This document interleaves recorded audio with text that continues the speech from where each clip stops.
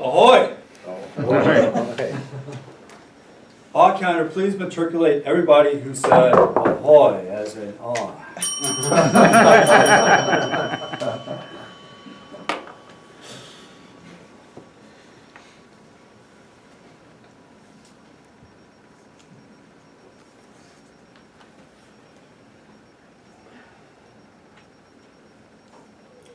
Sailing, leadership and project management. My theme today for everyone here is I hope you will crew with me as we sail a major race and learning both how to be greater leaders and project managers and have fun doing so because we're all in the same boat together. I'll be covering what it is like to crew on a major race in San Francisco Bay. We'll cover the start, tacking to the weather mark, jibing, downwind, and then finally completing a beam reach, and we will move ahead to the finish line and what that means, all in the context of using sailing to illustrate what great project management and leadership is about. Well, again, you all are my crew, and you are motivated, empowered, and trusted. And that's really one of the things that got me straight away, because when I started out in racing, we were all on the race line together, starting the race. And the thing that happened was that I fouled the Genoa jib, the line that goes to the jib, which made us tracking along the start line. But if we went over the start line, we would foul and cause us a great amount of time. However, the wind was blowing in the opposite direction of us, so we couldn't exactly jibe either. So nor could anyone come and help me fix the problem except for the tactician. So this is one of the important things, is when you become a project leader, project manager, that you want to empower and trust your employees to do the right thing. Because you can't leave your station. You can't leave the helm. Who's going to drive the boat? You need to be there to orchestrate and trust your employees. Well, next you need the sailboat. It's the technology that we use in project management to get the work done. To illustrate, is it properly rigged to be adaptable, and also is it properly fitted? Is your crew also properly fitted to be worked safely on deck? Because the closest point of land, once you leave the dock, is right beneath you. So keep that in mind, that you want to have safety, you need to be adaptable. We're going to cover a little bit of why this is important later when we get to the other parts. Now the race, wind, sea, and current. These are all things that affect your business environment. Wind is that kind of trust that you build around your corporation to get your project started. It's also, do you trust the market that the project you're building will provide profit for your company at the end of your project life cycle? It's important to do that. Now, C is, to me, it's about fathoms. Can you accurately fathom your project and your budget of what will be there for your project? If you have no budget, there's no water beneath you. You're not going to go anywhere. Or if your budget dries up, then what happens? So those are key points. Now, currents and tides is about project scope creep. In that, if the tides are moving you in a particular direction and you're trying to make the weather mark, you may need to adjust your course. So it's really important to keep that in mind. Next, we come to the start. Okay, we're all in this together. And we're going to cross the start at the same time.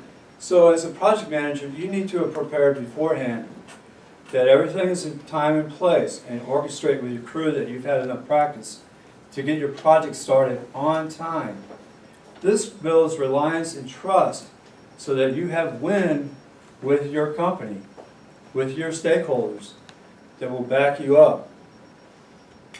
Because if you start ahead of time, if you start with yourself, you're going to be looking for where's the next little bit of win. You're going to hit the doldrums right quickly out of if you start your own project without any support and sponsorship. And then you're looking over here, can I get a little help over here and over here?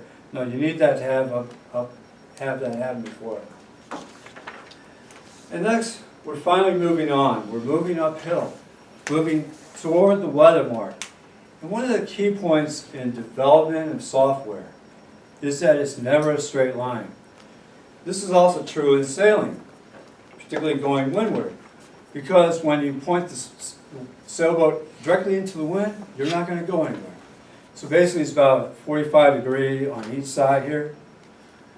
And in doing so, you want to be sailing attack this way or attack to starboard this way.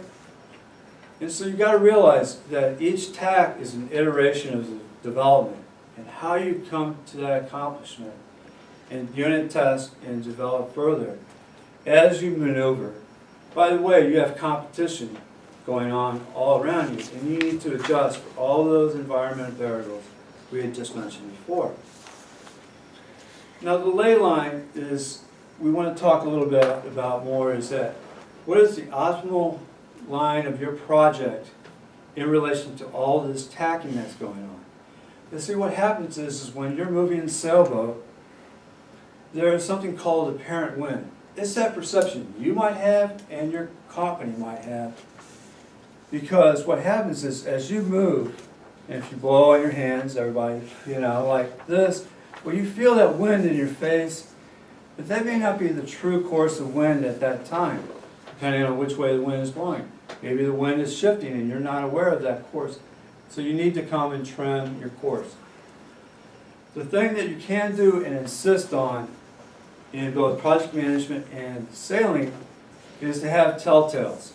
On a sailboat, on a sail, there are two little ribbons that tell you whether you're sailing at the optimal for that sail, the optimum speed and direction of the sail. So with that, you want to insist on good metrics. So, on here, heading downwind, you need to be vigilant. Because now we've moved from development into testing. And a lot of times, the attitude is, well, we'll just give it to Q&A, and they can deal with it. No, you need to coordinate and collaborate together in your project to make sure that everything is working well. And in doing so, I want to go back to this slide here. This is called the spinnaker sail. So when you're sailing downwind, this big sail captures all the wind. So it's this sail here. And in doing so, if this gets fouled or you mess up with this sail and it falls in the water, you'll pitch pull the boat. You'll turn the boat and capsize the boat. So sailing downwind, it might feel like, yeah, it's great. The other part of this is that now that you've got your project into test, sometimes project from the corporate side will think, oh, we're done. We can move on. And then you have no more sponsorship. So be careful that you need to have wind going with you all the way through. Now moving on, finally we get to the beam reach. We're going to deliver our project over to operations. And in doing so, we're all hanging out on high side. We're feeling good. We're getting ready to go to the finish line. But be prepared for the unexpected. As this is what happened to me in San Francisco Bay. We were all up on high side, like this here. And you can see that the wind is blowing into the sail. This is perpendicular from the Golden Gate to Berkeley. And we're all up here. But what happens is with the wind fully in sail, we went and did this. We got wet up all to our knees. This is physically impossible except for one thing. Sorry. We got ran by a whale. And how I know that is that we didn't know what happened. But the thing is that even here, it had put a Caroline crack in the keel when we got back and the boat was in dry dock. But what does this mean in project management? Often you'll hear this phrase in software development. Well, it worked on my machine, but not in production. Notice all the software engineers here. So with that, you cross the line and you're able to deliver, your budget is on time, and then you need to chart your way safely home. So with that, may you always have fair winds and following seas. Thank you, Mr. Toastmaster. Thank you, Mr. Toastmaster, fellow Toastmasters, and especially Don.